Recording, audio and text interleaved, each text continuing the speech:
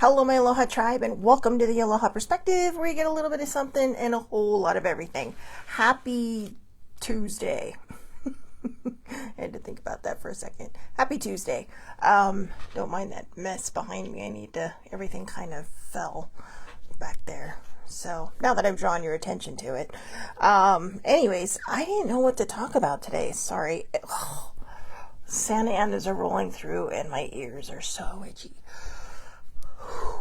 Right? Gosh, it's been since yesterday. It's been one of those days. It's been one of those mornings. Not a bad thing. Not a bad morning. I got just distracted by different things this morning. So at least it wasn't myself, which is usually the case. So, anyway.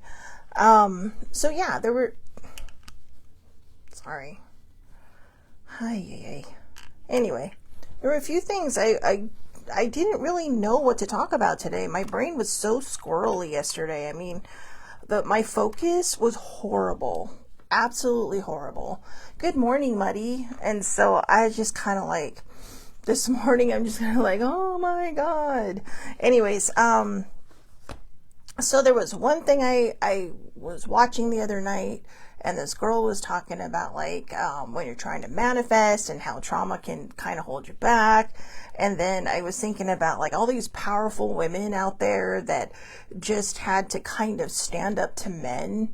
And I don't mean that as a slight towards men, because I know there are a lot of men nowadays that are just so, open and, just accepting of all the power that women can carry and hold and all that. But back in the old days, and not even that long ago, like back in just 50 years ago. So maybe we'll do a soapbox show on that, because definitely. But I want to be able to look up their names again and kind of give you their backstories, just the ones that I've read recently, and the men that tried to just kind of no, you're a woman, that can't be possible. But so many subjects, so little time. Actually, that's not true. We have plenty of time, because it doesn't have to be just one day. But today my brain is squirreling, so I guess we'll just do the soul truth cards. All right, so the self-awareness card deck.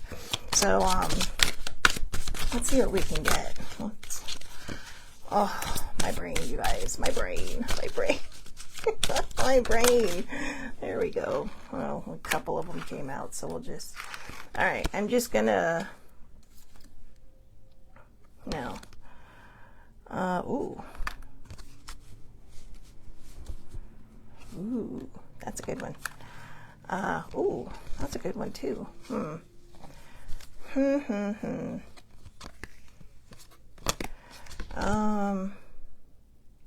Oh, that's a good one too. I think we have a couple of shows worth here. Yeah. Oh, that's another good one. Yeah, so we have some good ones here. I'm gonna keep those out for those days like today when it's like, what am I gonna talk about? So let's do the first one I pulled though. So we'll keep these out for another day. And I think this one is important because this kind of talks about the thing I was talking about the other day, the video I saw that the girl did about how even though we can repeat affirmation after affirmation after affirmation, is our body aligning with that? And apparently there's a thing called the vagus nerve, not Las Vegas, vagus nerve, VAGUS. So spelled a little different, got 3 of the same letters, but the 2 vowels are different. So, yeah, good morning, Allie. So I like this card. This is going to be a good card because we're gonna pop into, I guess, a little bit of what that was talking about. So, am I ready to let go of this buried shame? Am I ready to let go of this buried shame? The feeling of shame is the lowest energy frequency there is. When you live in shame, you live in darkness. What part of you is ready to stand in the light? Is there any shame from a past experience that is ready to be healed? Today's soul action: heal the shame by giving it a name. Bring it to light and let it be seen, heard, and healed. It's revival season. Replace the shame with your soul's truth. fill in the blank, my soul's truth is. And, I mean, obviously the blank is for you to fill in. My soul's truth is what? What is your soul's truth? But am I ready to let go of this buried shame? I think when we go through this healing journey, I've been struggling with this, like I said, myself, because it's kind of like I came to the end of the journey and it's like, now what? It felt like a vast wasteland, right? Just kind of like you're standing there and I guess what it is, it's kind of like having writer's block or artist's block, right? And it's like you're standing in front of this blank screen, blank piece of paper, blank canvas and going, whew. And maybe that's what it is. Maybe it's that we don't trust ourselves enough to create what we want to create for our lives. Or maybe we don't think we're worthy enough.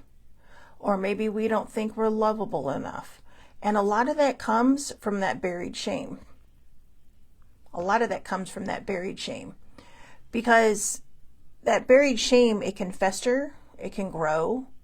And instead of planting this or growing this beautiful garden of wonderful things, it's growing nothing but weeds. And I don't mean the pretty weeds that look like flowers. I mean just the weeds that kill everything else, the ones that you really want to get rid of. Not like the dandelions or the pretty little yellow flowers, not the wildflowers that people often associate as weeds, which I guess in their own way they are because they grow pretty fast. But the weeds that strangle, that kill, that, just eliminate any hope or dreams or whatever it is that we have inside of us that just kind of sit there, in the I'll get to it pile. Right? And I get this because I think I carry a lot of shame, and I think I've healed a lot of that shame. Or I should say, let me correct that. I think I've healed all my shame because it wasn't my shame to begin with. It was a shame caused by somebody else, but it was me that had to carry it. And I feel like I've healed that, but this is where that thing comes in that I was talking about, where the girl started talking about like when you're trying to manifest or when you're trying to create something or to, she says, you can do the affirmations, you can do the meditations, but she says, if you don't fix what's inside, those are just going to be words. It's the neuroscience of it all.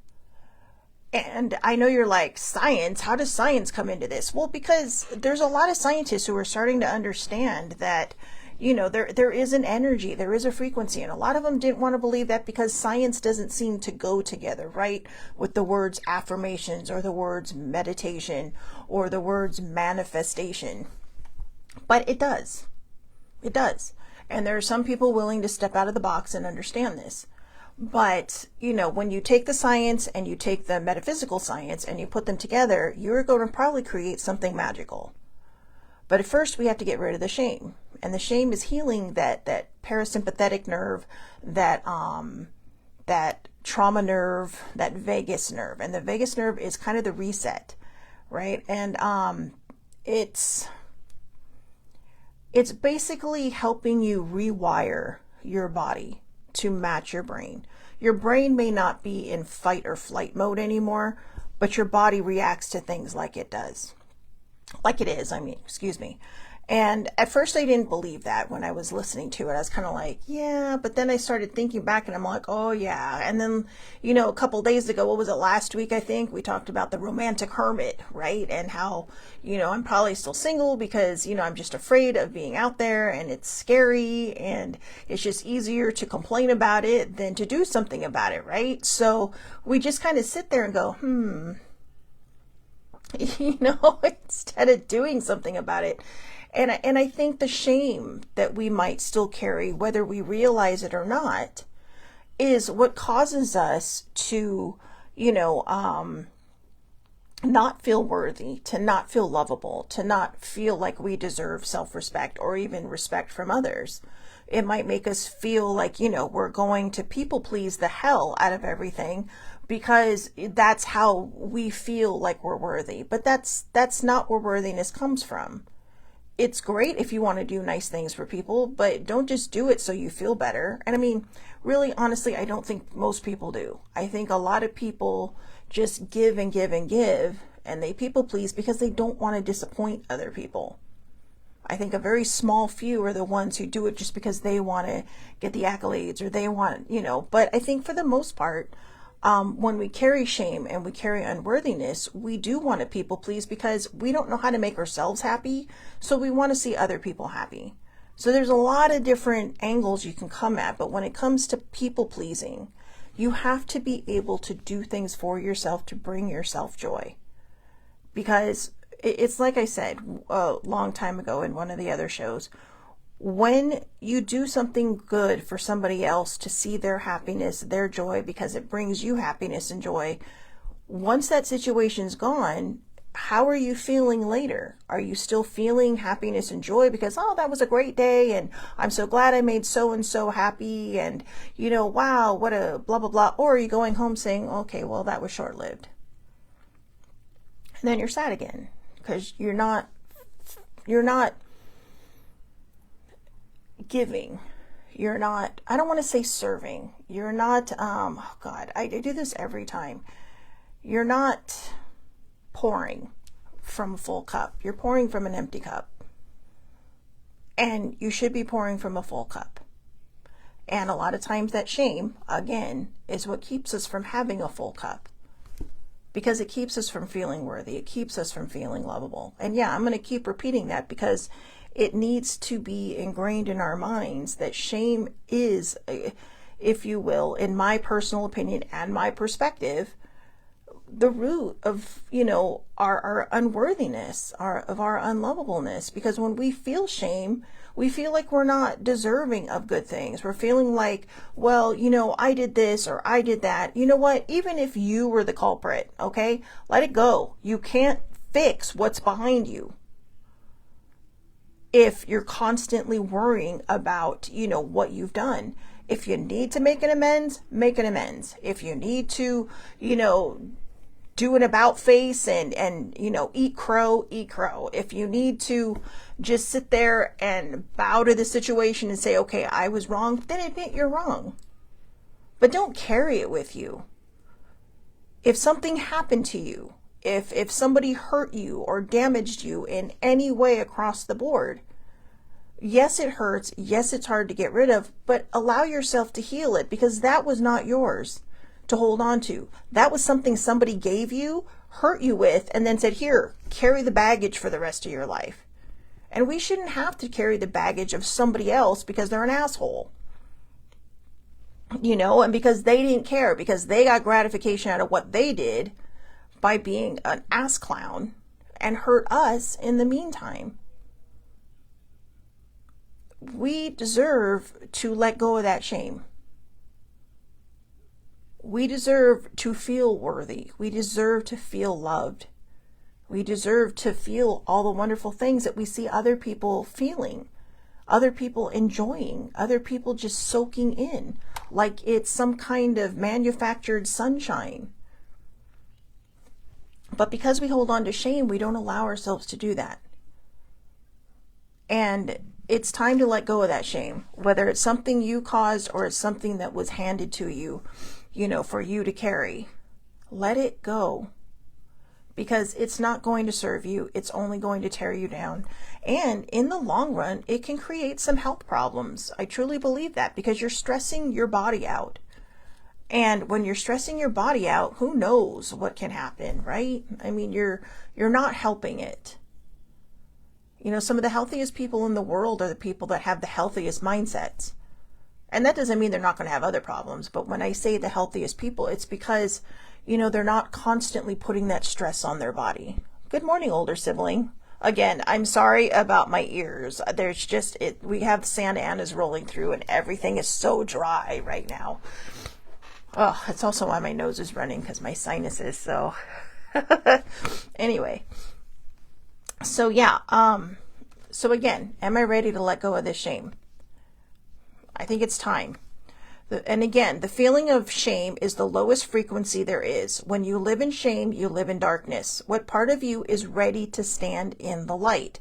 Is there any shame from a past experience that is ready to be healed?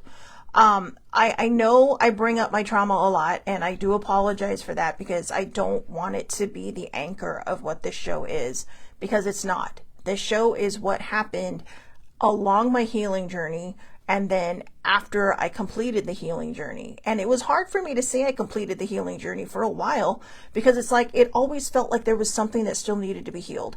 And in the long run, I think that will be true. I think that in its own way, it is true. But for the bigger picture, I healed all the things that tried to damage me, that tried to hurt me, that tried to literally kill me. And I let it go. And what healing for me was learning the tools of, learning if the weapons, if you will, on how to combat these things when they come up. But it wasn't easy. It was a battle. It was, for me, for some people I've met, they're just kind of like, yeah, I'm just kind of like, I did it. I did the work, and that was it. For me, it was just it was like chaos, like organized chaos. And on some days it was like herding cats. On other days it was like trying to catch a wild chicken. On other days it felt like I was being, just upended by a wild boar. And I'm not telling you this to make you scared and afraid of wanting to heal. I'm telling you this because if I had known all this, it might have been easier. I'm not saying that facing the memories would have been easier, or facing what I had to heal would have been easier. But the emotions that were entailed with it, that the fear that came with it, of not wanting to look it in the eyes and go, you know what? I own you now. I will make you my bitch. For lack of a better way to put it. Because, we deserve that. We deserve to let go of the shame that someone caused us. The hurt and the pain and the anger that they left us with because they were just whatever, And we can be angry about it. We can be sad about it. We can be mad about it. But that's not going to help us heal. You do not have to forgive what they did to you. But I will say this. If you need to, forgive yourself for holding on to it for so long. And it's not that you need forgiveness because you did something bad. You don't. But sometimes the word forgiveness is what starts the healing path. I actually forgave what happened to me and who did it to me. And that was hard. But then as I went along, I realized, you know what? That doesn't mean that I have to care about them. I mean, they're long gone, but that doesn't mean I have to, hope that in their afterlife they found whatever. No, fuck that. You know what? Whatever happened to them, that's their problem. But for me, I forgave the situation because it did damage, and it was years long, and it was hard. And it did cause, because it happened so young, this chaotic mindset that took me decades to move through. And one of the last things that I had to get rid of was shame. Because when you get older, how could I let that still happen? Why did I let it still happen? Why didn't I take better control? Because when you're groomed, you don't know. You just do what you can to survive. And when nobody knows about it, because you're an excellent secret keeper, I'm like Fort Knox, baby. It just sits in there, and it festers and it lives until one day you just explode and it all comes out. And then your secret is no longer a secret. And then you have more shame. You carry more shame because all the questions come. Why didn't you say something? Why didn't you tell us? We told you if anybody did this to let us know. And it's not that it was intentional that, you're being in a way re-victimized or re-shamed.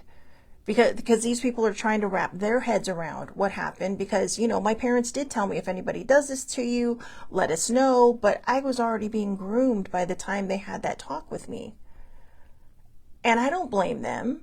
They're the reason I'm not a statistic. They were my safe space, even though they never knew, even though they could never tell. They were my safe space. I'm an only child. A lot of only children are either shy or extremely outgoing. And I was the shy version of all that. But they didn't know. They just, as far as anybody knew, I was just this awkward kid growing up. And, you keep it a secret, and most people do. And, after a while, I realized that their questions weren't designed to hurt me. Their questions were them trying to rationalize, how did I not know? And so then I'm the one, surprisingly, trying to make them feel better. Like, it's okay. I'm not mad at you. Thank you for being that rescue, what lifesaver thingy, that rescue tube, when I needed you the most, because that's what kept me, again, from being a statistic of worse things, because addiction is a big thing when people go through certain types of trauma. They'll turn to alcohol, they'll turn to drugs because they don't want to think about it. They don't want to remember. And that doesn't make people weak. That just, they don't know how else to cope because maybe they, didn't have the support that a lot of us do have. And I'm grateful to have had that support. Yeah, I'm an emotional leader, but that had nothing to do with my trauma. That had everything to do with a later thing that happened. And, it gives you a warped sense of self. And I'm opening that door again to my past because I want people to realize that you have the power to release that shame. You have the strength within you to release that shame. And if you don't think you have that strength, baby, you survived every moment until this moment, and you will survive the next moment. Because if you're still living and breathing, that means that you give a damn enough about yourself to keep moving forward, to keep going. And you don't deserve to carry that shame that someone saddled you with. You don't deserve to hold on to that pain. And like I said, if you were the person that owes someone else an apology or an amends, make it, do it. If you can't anymore, write a letter, burn it, throw it in the trash, whatever. Just get it up and out of you, because you cannot change what happened yesterday. You cannot change what happened last week. You cannot change what happened last month, last year, 10 years ago. You can try to change how you view it now. If you, like I said, if you need the apology, give the apology.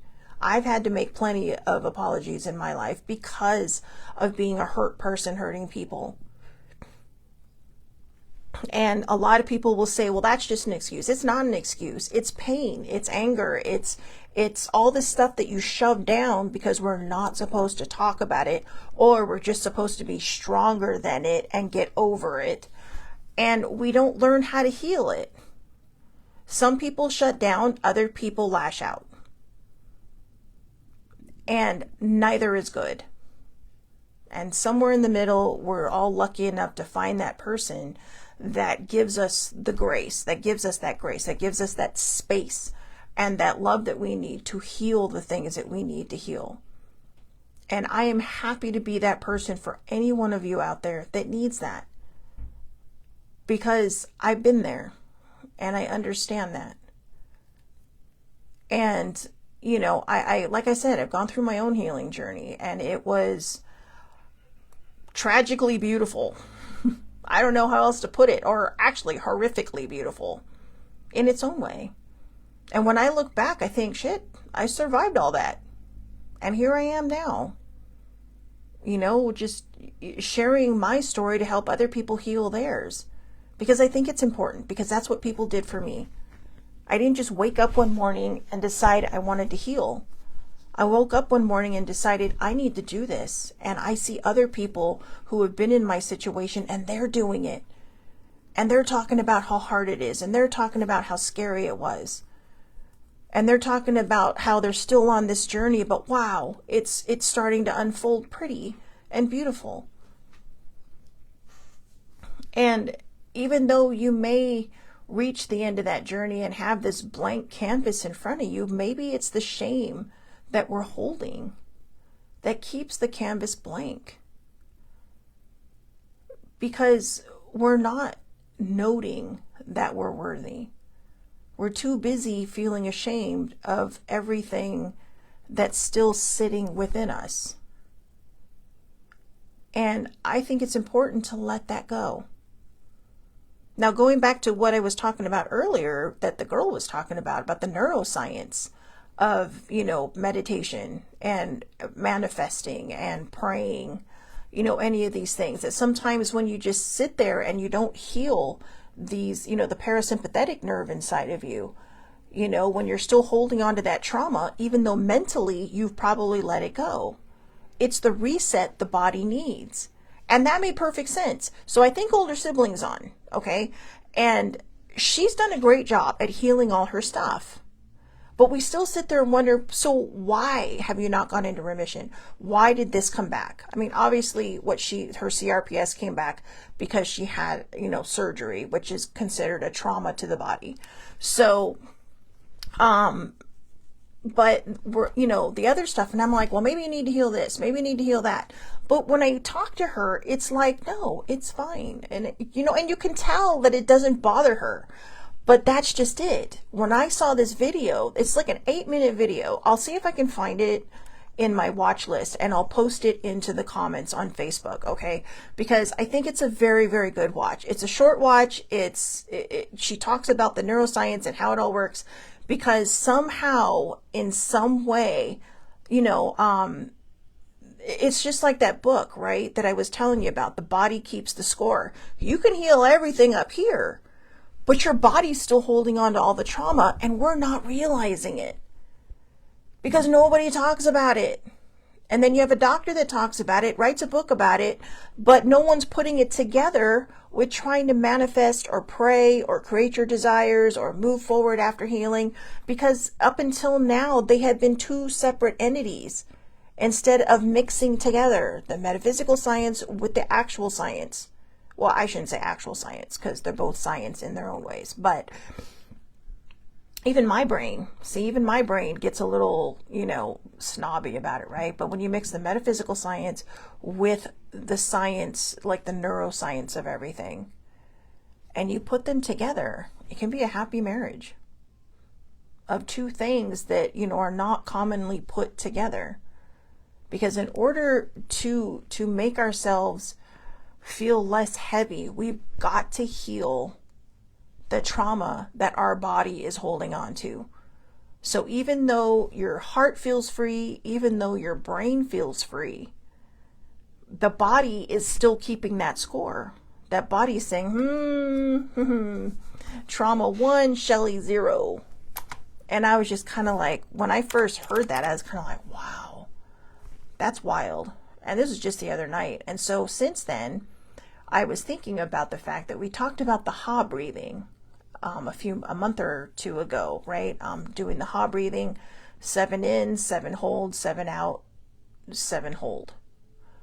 And it was because the number 7 is magical. Now, I know in some Asian cultures it's not. So if you're in the culture where 7 is not a good number, do the other breathing that she will mention in her video, which is 8 in, hold for 2 seconds, and release to 6. So 8 in, 8 seconds, or it's not even 8 seconds, just to the count of 8. So however fast you want to count, whatever. So 8 in, hold for 2, 6 out.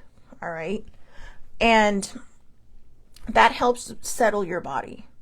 There are also a million binaural beats with white noise that they do have black screens. So if you don't like your TV on at night, you can't sleep with it, you can listen to just the white noise in the background. And it's actually working to, it works with your brain to help heal your body and all the trauma while you're sleeping.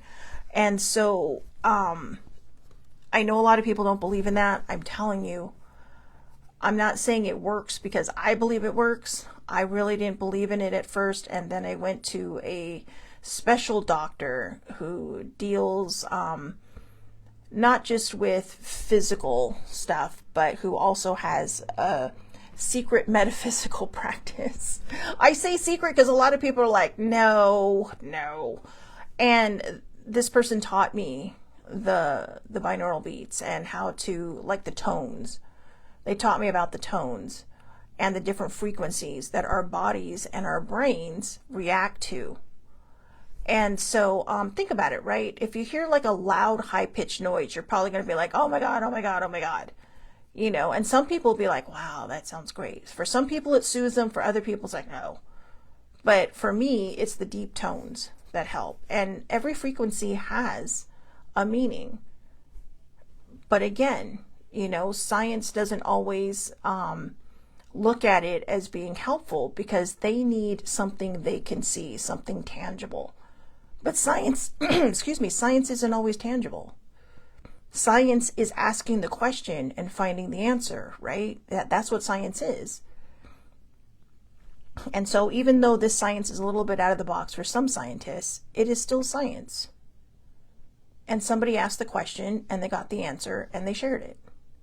So again, when you want to manifest, when you want to create those desires, if you're praying, you need to calm the body. And she will talk about how you need to breathe first. And she kind of walks you through it a little bit. She just explains it in a very easy way. I mean, it was late at night when I watched this and I understood it. So if I can understand it, you can understand it. But I do think it will help us let go of the shame. Now, if you're still holding the shame up here, it's time to let it go. It is. And you might be saying, Shelly Marie, it's not as hard or it's not as easy as you make it sound. Of course it's not. Because for a lot of us, and this is one of the reasons I brought up what happened with me when I was a kid, because that was how my brain was trained to be organized chaos. And when I found calm in that chaos, I was lost. I was lost. I was the one standing in front of that blank canvas, sitting in front of that blank screen, sitting in front of a blank journal, because I didn't know how to make sense of just the normal thoughts running through my brain. My brain still runs a mile a minute, but it's not as negative as it is. And when a negative thought pops up, I tend to meet it with something a little more positive, something a little more compassionate and empathetic. That doesn't always work, but 9 times out of 10, I'm able to just kind of push it away. But I'm used to the train of thought always happening in my head. I love to write. It's normal for me. And I can't always turn it off. My brain is always going, but it's not the negative choo-choo train that it used to be. And I realized that's when, when I finally understood and I saw that video last night, all of a sudden everything made sense.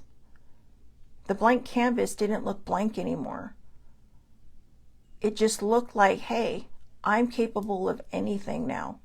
The blank screen in front of me didn't feel blank anymore. It felt like, I was capable of anything. So Sammy says, a home care physical therapist taught my mom a breathe, hold, release way to lower her blood pressure in the moment. I was thankful to see a medical professional pass that on along. I agree. I think that's great because that's what it does, right? It's the breathing technique isn't magical. It isn't metaphysical. It is literally just basic human body science. It is teaching us to focus on our breathing so we get out of our heads and into our self, get into our soul, get into our bodies. It is, they tell you the counts so that when you're sitting there and you're like 1, 2, 3, 4, 5, 6, 7, you're not thinking about anything else but those numbers and breathing. So I love that a physical therapist passed that along as well. And I'm finding a lot of them now. I mean, for all intents and purposes, the person I saw was in the medical field.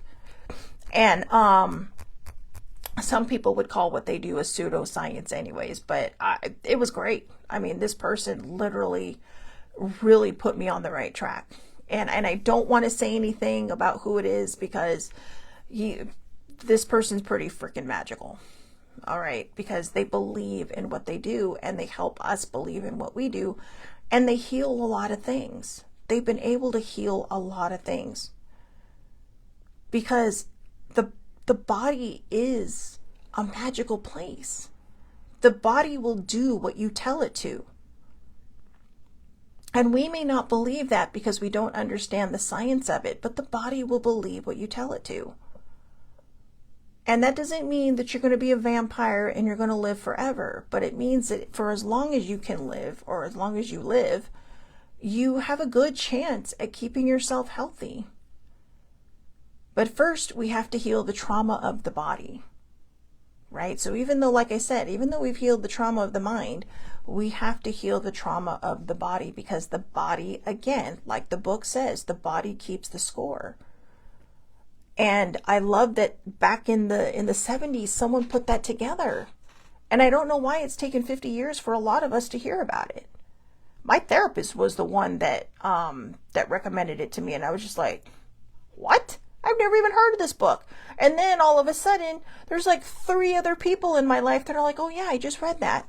And then somebody else posting it on Twitter. Oh yeah, I just read this book and it's amazing. It's like, wow. But this book's been around forever. Forever. This doctor's been around forever. So, we just let go of the PTSD. And by that, I don't mean to be blasé about that. I know that came out a bit, like, oh, it's magic, let it go. I know it's not that easy. But, yeah, oh, Allie, I bought it, not yet read it, but I will. Yeah, you know what? I think you'll like it. It's not, I'm a fictional person. I'm not nonfiction. So it was I admit it was a bit of a struggle for me to read it because, but at the same time, it was also so flippin' fascinating. And I mean, they weren't even talking about things that I had been through, but when they removed the trauma and they got down to the heart of it, it's kind of like, whoa, it's like it blows your mind, and you're just like, wow.